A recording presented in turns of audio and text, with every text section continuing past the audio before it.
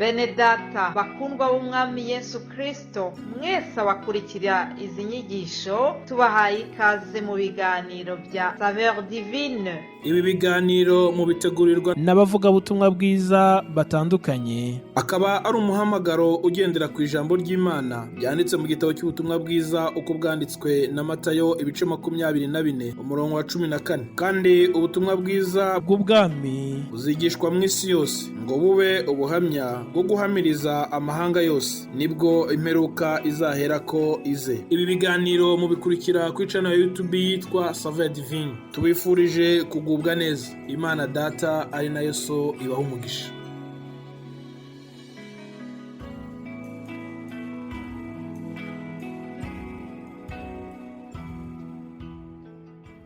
Yes, ashimwe cyane bene data. Shalom shalom. Ni Marie Chantal Nimugire ubaramutsa.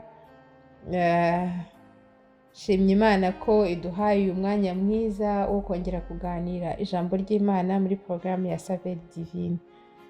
Iki cyumweru turimo kuvuga ku ntego y'ijambo ivuga ku bana, uburyo abana ari umugisha ukomeye Imana itanga.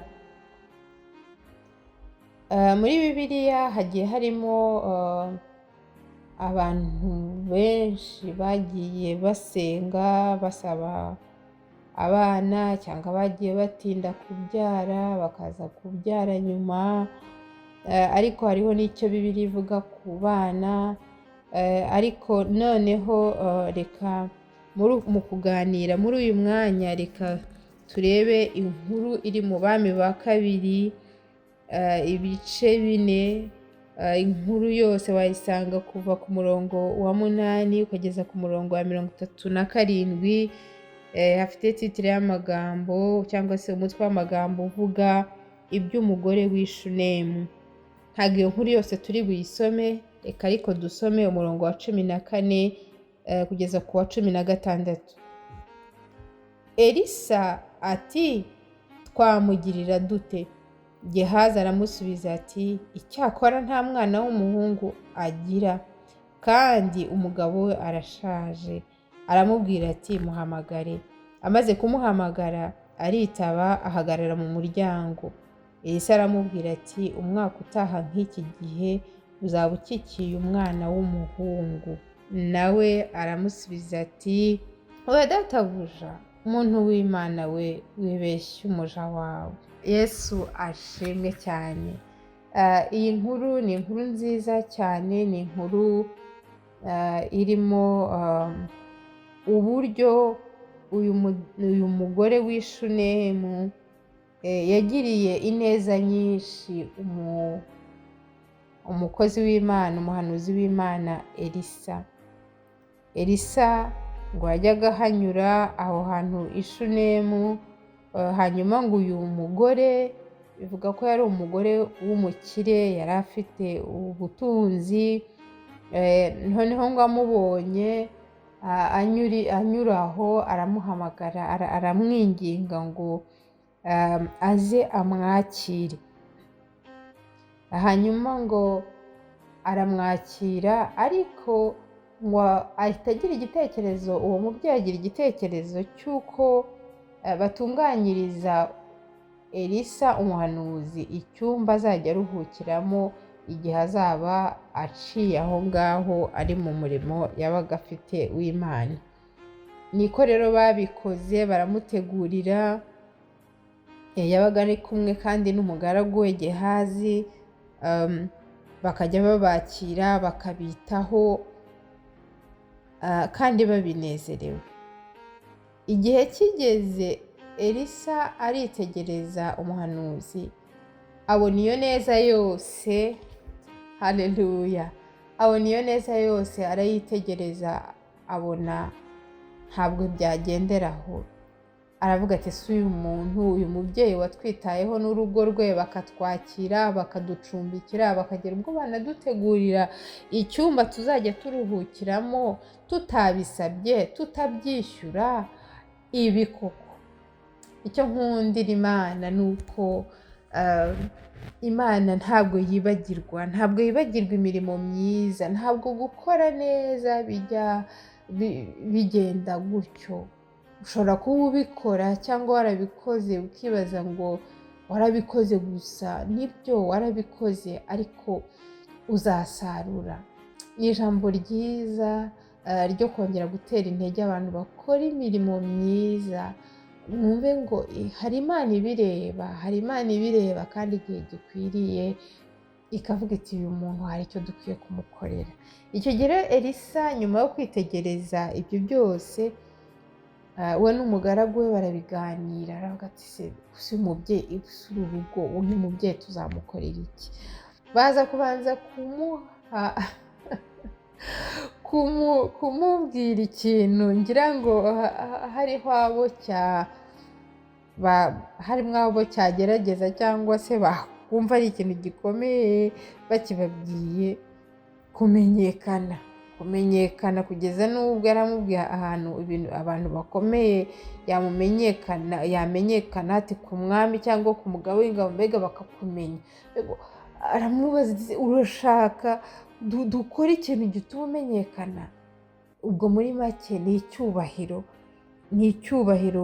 ukubona umutunzi ibyo yari umutunzi, ariko noneho ashobora kuba yari yiturije yibereye aho ngaho, ntawe umenya ibye, ntawe umumenya abo bakomeye atabijyamo. Ariko Elisa amubwira icyo kintu, cyari kimwe mu bihembo, mu bintu yumvaga ubundi abantu bakwifuza. Ariko mudamu aramusubiza ati oya, nibera mu bacu. Yari umudamu mwiza, yari umubyeyi mwiza, nubwo yari umutunzi ariko yari afite uko guca bugufi, kumva ko kugendana n'abari hejuru n'ayo mazina n'abami n'abatware b'ingabo n'ibindi, akumva kuba bamumenya ntabwo ari icyifuzo afite.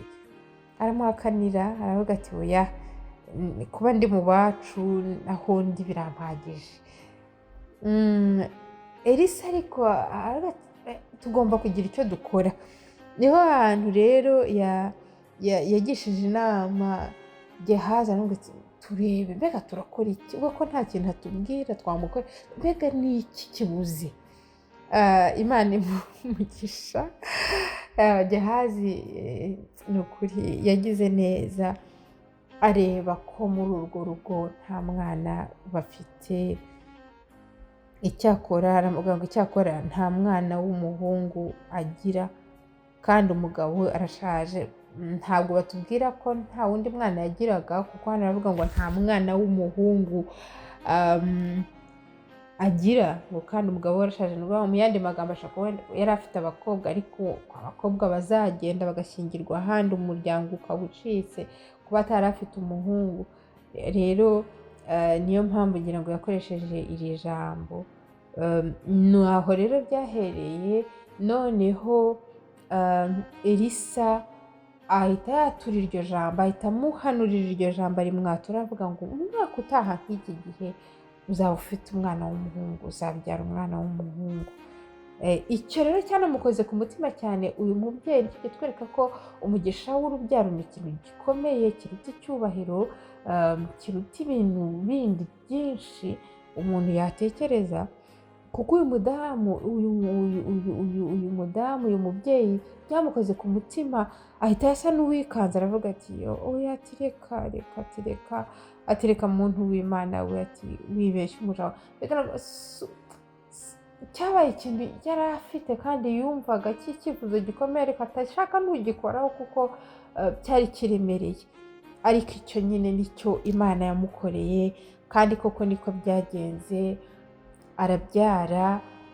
Uko usomye iyi nkuru, nk'uko nababwiye ko ni inkuru ndende, dusanga ko hari ahantu hageze uwo mwana yaravutse aza kurwara bitunguranye, aranapfa.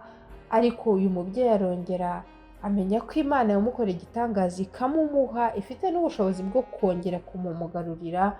Ajya kureba nanone umuhanuzi w'Imana Elisa, aragaruka aramusengera, umwana arazuka, arongera aramumusubiza.